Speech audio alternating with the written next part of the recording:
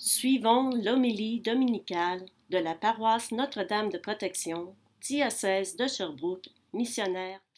Mes chers frères et sœurs, une fois de plus, je suis votre humble serviteur.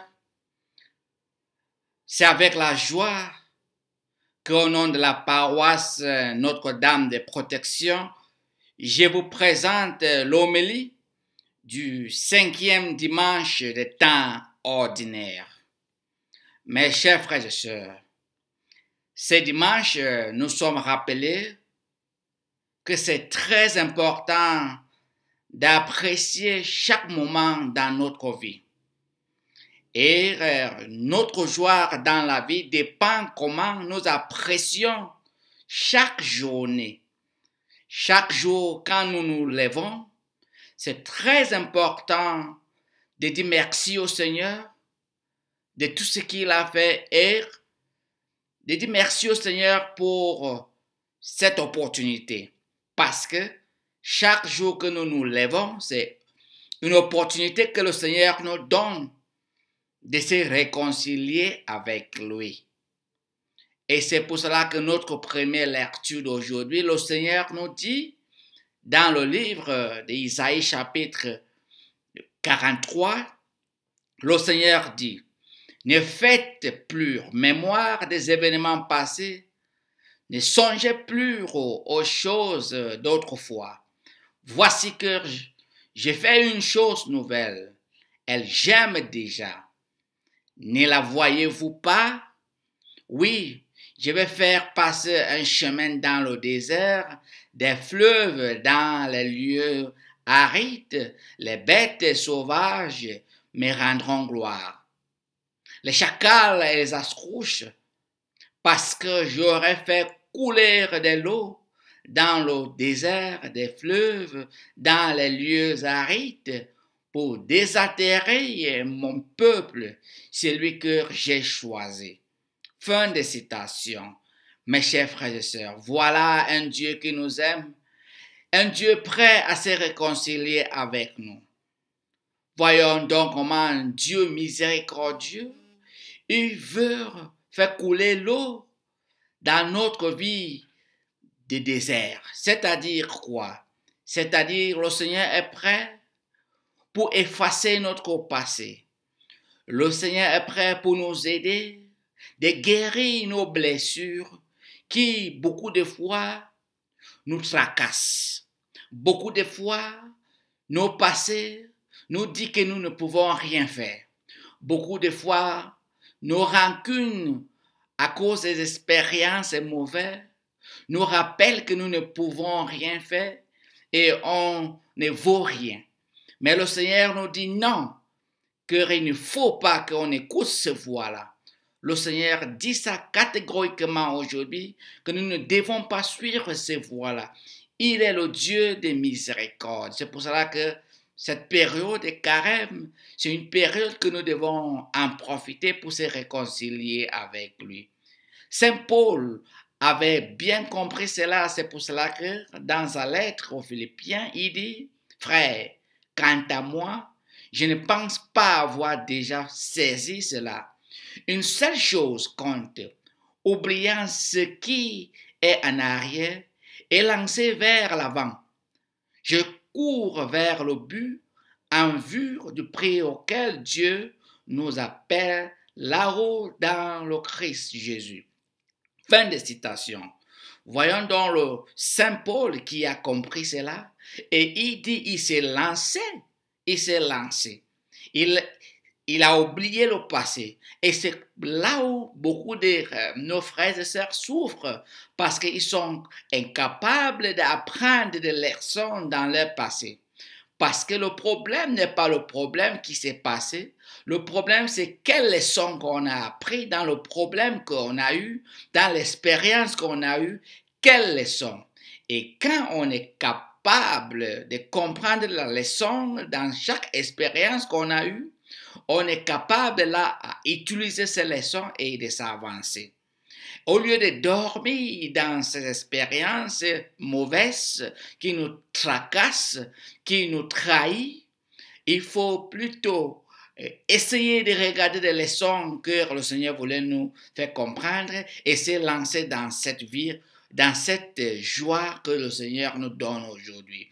Il dit, il va faire couler l'eau dans ces rancunes, dans ces colères, dans ces mauvaises expériences, dans ce désert que nous sommes. Et les choses vont commencer encore à couler, que les bonnes choses vont commencer encore dans nos vies, ils vont commencer à nous bénir. Et c'est pour cela qu'aujourd'hui nous découvrons dans l'évangile de Saint Jean comment les pharisiens et les scribes ont décidé d'amener la femme adultère devant le Seigneur Jésus. Donc les scribes et les pharisiens voulait utiliser le passé de cette dame pour la écraser, pour la anéantir. Mais voyons donc comment le Seigneur le fait une grande surprise. Le Seigneur leur dit, celui d'entre vous qui est sans péché, je dis encore, celui d'entre vous qui est sans péché, le Seigneur était très clair, sans péché, qu'il soit le premier à lui jeter une pierre. Moi non plus, je ne te condamne pas. Le Seigneur dit à la dame adultère, va et désormais ne pêche plus. Fin de citation. Voyons donc le Seigneur, il n'encourage pas ni la femme dans le péché, mais il dit, va et recommencer une nouvelle vie. Et aussi aux scribes et pharisiens, il ne les condamne pas. Il les avait juste rappelé que, hey, vous aussi n'oubliez pas vos péchés. Vous n'êtes pas parfaite. C'est pour cela que l'évangile de ce dimanche, toutes les lectures, le Seigneur utilise pour nous rappeler que nous pouvons recommencer une vie nouvelle. Mes chers frères et sœurs, c'est possible de recommencer une vie nouvelle. C'est à nous de décider. Et quand on commence une vie nouvelle, chaque jour que nous nous levons dans nos chambres, nous allons nous mettre à genoux et dire merci au Seigneur.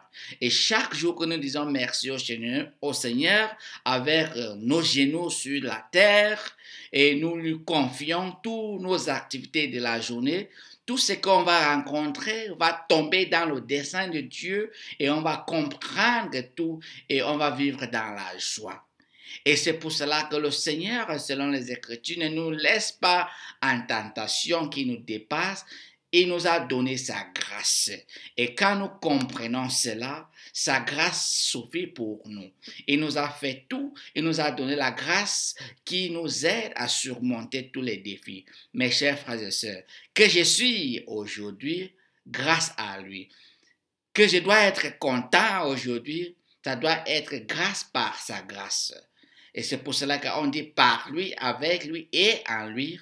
Sauf cela, nous allons toujours vivre dans les difficultés. Mes chers frères et sœurs, Dieu vous aime et il veut que vous recommencez une nouvelle vie avec lui. Mes chers frères et sœurs, ce n'est pas tard. Ne laissez pas votre passé vous trahir et vous écraser. Non, c'est passé. Regarde d'abord des leçons à travers tous vos passés et appréciez chaque jour. Le Seigneur vous dit, oublie tout ce qui s'est passé, recommence une nouvelle vie. Mes chers frères et sœurs, que Dieu Tout-Puissant vous bénisse dans votre effort à oublier le passé et se lancer entre les mains du Seigneur dans la confiance en sachant que demain sera meilleur. Que aujourd'hui, là où tu es et tu écoutes ce message, cette parole, une vie nouvelle commence. Comme il a dit, ne vous voyez pas, regardez autour de vous. Il y a des bonnes choses autour de vous qui se passent. Le Seigneur est en train de faire de bonnes choses. Regardez autour de vous. Regardez et vous allez voir que le Seigneur est avec vous. Et il a une mission avec vous. Et cette mission doit être accomplie avec vous et par vous. Que Dieu Tout-Puissant vous bénisse, le Père, le Fils et le Saint-Esprit. Amen. Bon dimanche.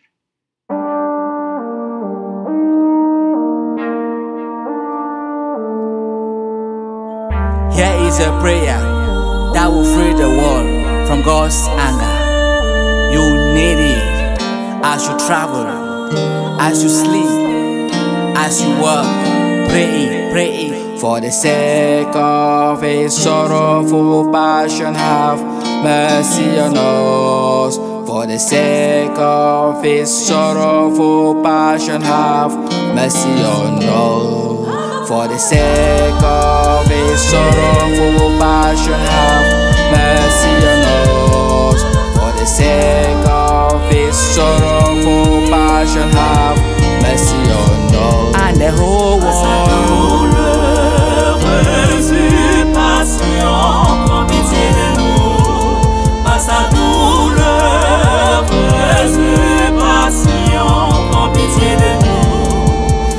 Eternal Father, we offer you the body and blood, divinity of your Son, Lord Jesus Christ, in atonement for our sins and the whole world, in atonement for our sins and the whole world. For the sake of His sorrowful passion, have mercy on us.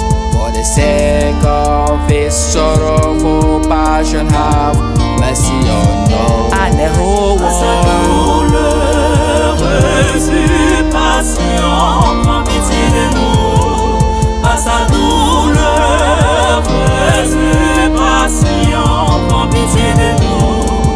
For the sake of His sorrowful passion, have mercy on us. For the sake of His sorrowful passion, have mercy on us. For the sake of His sorrowful passion, have mercy on us. For the sake of His sorrowful passion, have mercy on us.